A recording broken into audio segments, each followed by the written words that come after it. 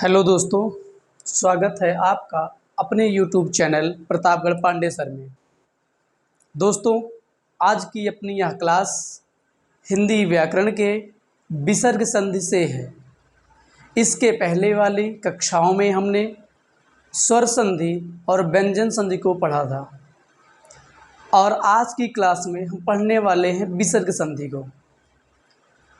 और दोस्तों, विसर्ग संधि स्वर संधि और व्यंजन संधि से बहुत ही सरल संधि है। अभी आपको क्लास में खुद ही लग जाएगा कि वास्तव में विसर्ग संधि बहुत ही सरल है। दोस्तों, अगर आपने इससे पहले चैनल को सब्सक्राइब नहीं किया है तो आप चैनल को सब्सक्राइब कर लीजिए। आपका अपना यूट्यूब चैनल है प्रतापगढ़ पांडे सर, ताकि जो आगे आने वाली क्लास है वो आपको बहुत ही सरलता के साथ उपलब्ध हो सके। दोस्तों, ज़्यादा समय न लेते हुए हम शुरू करते हैं अपनी क्लास। आज हम आपको बताने वाले हैं कि हमारे विभिन्न एग्जाम में विसर्ग संधि से प्रश्न कैसे आता है और कौन कौन से हमारे लिए महत्वपूर्ण प्रश्न हैं विसर्ग संधि से।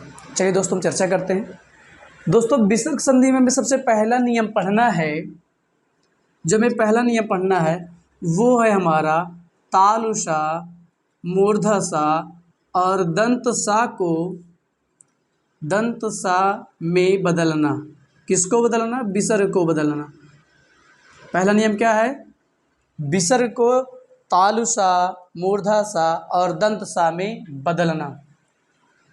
लिख दे रहे विसर्ग को, यहाँ लिख दे रहे ब्रैकेट में विसर्ग को। चलिए दोस्तों, बहुत ही शॉर्ट ट्रिक है। पहले इसमें 3 पॉइंट हमको पढ़ने हैं, एक इस सा के लिए, एक इसके लिए और इसके लिए।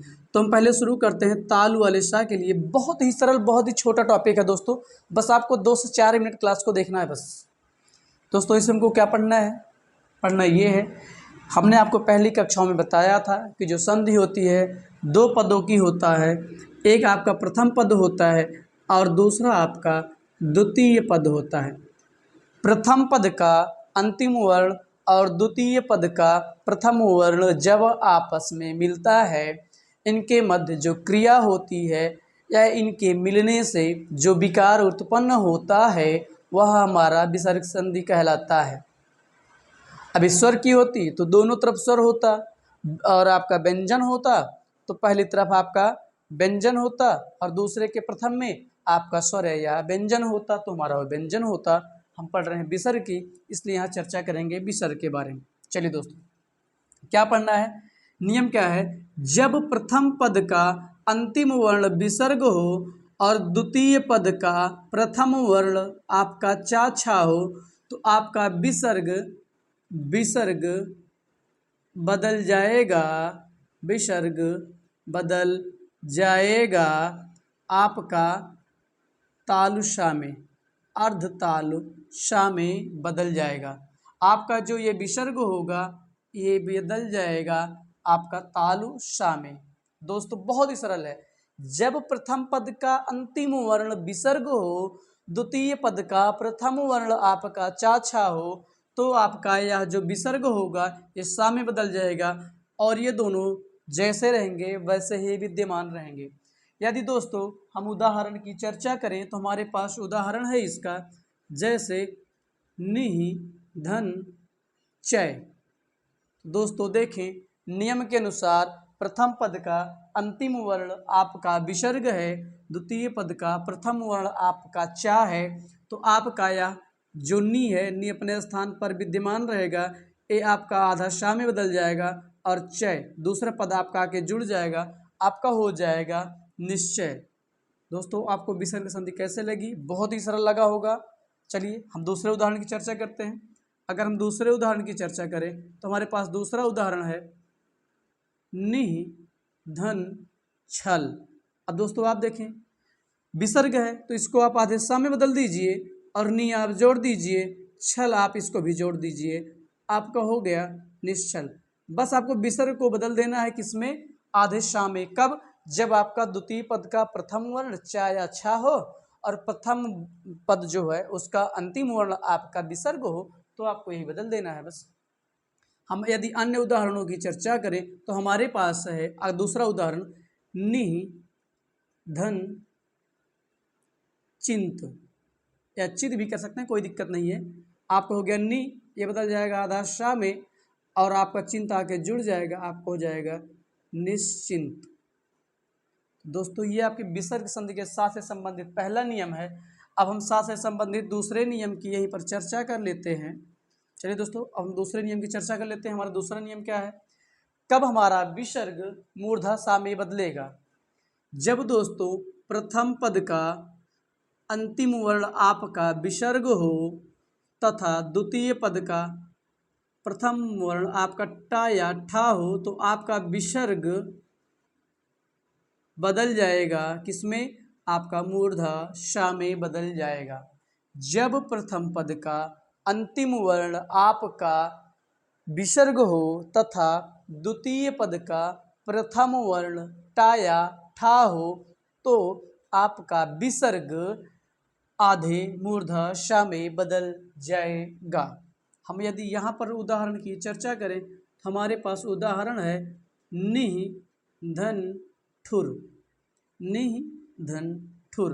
दोस्तों आप देखें, नियम के अनुसार यहाँ पर विसर्ग आया है प्रथम पद का अंतिम वर्ण और द्वितीय पद का प्रथम वर्ण आपका ठा है, तो आपका नी जैसा है वैसा रहेगा।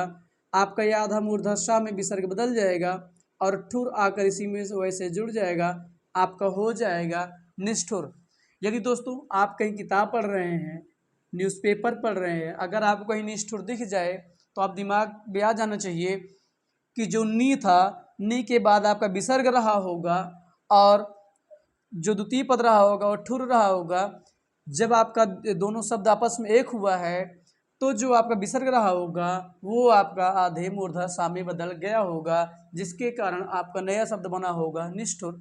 यदि आपको इसको अलग करना हो तो आप नी लिख के विसर्ग लगा दीजिए और प्लस ठुर कर दीजिए, आपका हो जाएगा निष्ठुर। इसमें दोस्तों हम दूसरे उदाहरण की चर्चा करें तो हमारे पास अगला उदाहरण है जो एग्जाम में पूछा भी गया है, धनु धन टंकार। दोस्तों इंपॉर्टेंट है एग्जाम की दृष्टि से क्योंकि कई बार ये पूछा गया है। अब आप देखें तो आपका विसर्ग आधे शा में बदल जाएगा, आपका धनु जैसा है वैसा रहेगा और आपके विसर्ग में बदल ही गया है, आपका टंकार आकर जुड़ जाएगा, आपका हो जाएगा धनुष टंकार। दोस्तों ये आपकी विसर्ग संधि का दूसरा नियम है। अब यहीं पर दोस्तों तीसरे नियम की चर्चा कर लेते हैं। हमारा तीसरा नियम क्या कहता है? जब प्रथम पद का अंतिम वर्ण विसर्ग हो तथा द्वितीय पद का प्रथम वर्ण आपका ता या था हो तो आपका विसर्ग दंत शा में बदल जाएगा। जब प्रथम पद का अंतिम वर्ण आपका विसर्ग हो तथा द्वितीय पद का प्रथम वर्ण आपका ता या था हो तो आपका यह विसर्ग दंत सा में बदल जाएगा। हम यहाँ उदाहरण की चर्चा कर लें, जैसे हमारे पास है निह धन अर्थक, निह धन सॉरी दोस्तों निधन अर्थक नहीं होगा, सॉरी दोस्तों सॉरी थोड़ा गलत हो गया। हम आ गए दूसरे नियम पे, ये हो जाएगा आपका जैसे निह धन तेज, निह धन तेज। अब आप देखें प्रथम पद का अंतिम वर्ण विसर्ग है तथा द्वितीय पद का प्रथम वर्ण आपका ता है, तो आपका जो नी है ये नी वैसे ही रहेगा, आपका यह विसर्ग आधे शा में बदल जाएगा और तेज आपका आगे जुड़ जाएगा, आपका हो जाएगा निस्तेज। हम अगर दूसरे उदाहरण की चर्चा करें, हमारे पास है निह धन तार। अब आप देखें तो आपका है विसर्ग और इधर ता, तो आपका नी जैसा है वैसा रहेगा, आपका ये विसर्ग आधे शा में बदल जाएगा और तार आकर जुड़ जाएगा, आपका हो जाएगा निस्तार। हम दूसरे उदाहरण की चर्चा करें, जैसे बीह लिखा हो और आपका तार लिखा हो, तो जब आप इनको आपस में एक करेंगे तो आपका जो विसर्ग है आधे शा में बदल जाएगा, तो आपका हो जाएगा विस्तार। दोस्तों हम दूसरे उदाहरण की चर्चा करें, हमारे पास है निह धन थीव। तो दोस्तों जो हमारा ये नी है अपने स्थान पर वैसे ही रहेगा, विसर्ग आपका आधे शा में बदल जाएगा, थीव आके जुड़ जाएगा, आपका हो जाएगा निस्थिव। तो दोस्तों यह विसर्ग संधि से संबंधित हमारा प्रथम नियम था। आप इसका स्क्रीनशॉट ले लीजिए, इसके बाद हम दूसरे नियम की चर्चा करेंगे, जो कि दूसरा नियम इससे भी सरल है। इसमें हमने क्या पढ़ा, जब प्रथम पद का अंतिम वर्ण विसर्ग हो, द्वितीय पद का प्रथम वर्ण आपका चा या छा हो, तो आपका विसर्ग तालुषा में बदल जाएगा। जब आपका दूसरा पढ़ा पॉइंट, जब प्रथम पद का अंतिम वर्ण विसर्ग हो तथा द्वितीय पद का प्रथम वर्ण टा या ठा हो, तो आपका विसर्ग मूर्धाशा में बदल जाएगा। तीसरे बिंदु में हमने पढ़ा, जब प्रथम पद का अंतिम वर्ण विसर्ग हो तथा द्वितीय पद का प्रथम वर्ण आपका ता या था हो, तो हमारा विसर्ग दंतसा में बदल जाएगा। दोस्तों आप इसका स्क्रीनशॉट ले लीजिए। इसके बाद हम चर्चा करेंगे अपने दूसरे नियम की। हमारा दूसरा नियम क्या कहता है, चलिए दोस्तों आप इसका स्क्रीनशॉट ले लीजिए। अब हम चर्चा करने वाले हैं इसके अगले नियम की, यानी दूसरे नियम की।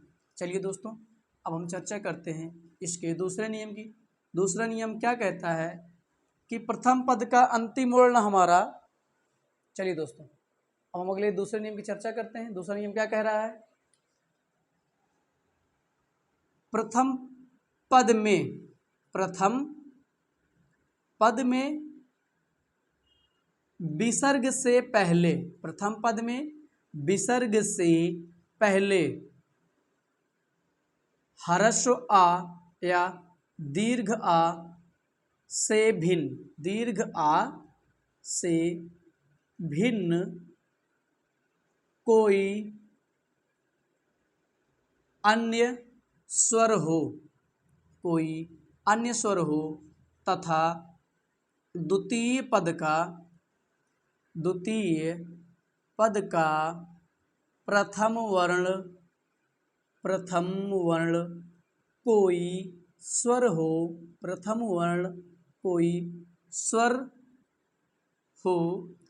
या वर्गों का तीसरा, चौथा, पांचवा वर्ण हो, या हो, रा हो, ला हो, वा हो या हा हो। क्या हो, हा हो, तो विसर्ग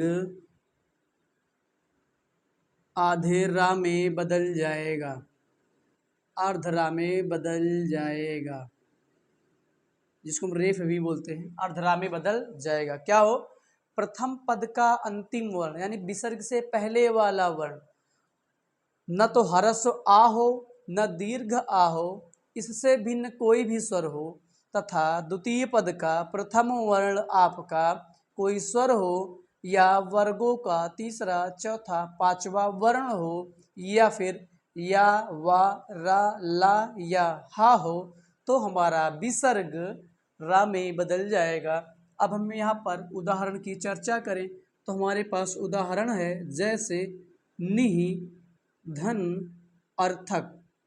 नियम के अनुसार प्रथम पद का जो विसर्ग है अंतिम, और उससे पहले न तो ह्रस्व आ आया है न दीर्घ आया है, भिन्न स्वर आपका ह्रस्व ई आया है, सही है, इधर आपका आ आया है। नियम के अनुसार आपका नी जैसा है वैसा रहेगा, ये आपका अर्धरा में बदल जाएगा। यहाँ पर हलंत है, अर्धरा है, अब इसमें आकर आ जुड़ जाएगा तो ये पूर्ण हो जाएगा।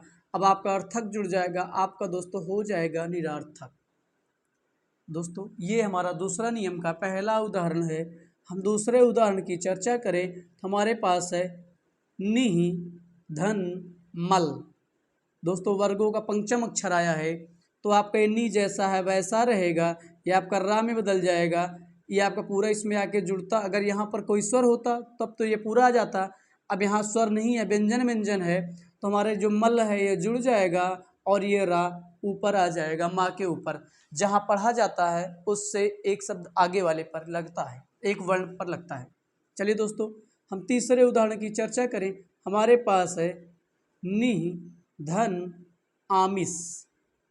निह, धन, आमिष। अब आप देखें नियम के अनुसार तो आपका नी रहेगा, ये आपका रा हो जाएगा, ह्रस्व आके मिला पूर्ण हुआ, दूसरा दीर्घ आया आपका दीर्घ हो गया, और आपका मी बचा है आपका मिस हो गया निरामिष। इसी तरह हम अन्य उदाहरण की चर्चा करें, हमारे पास है दुह धन आचार।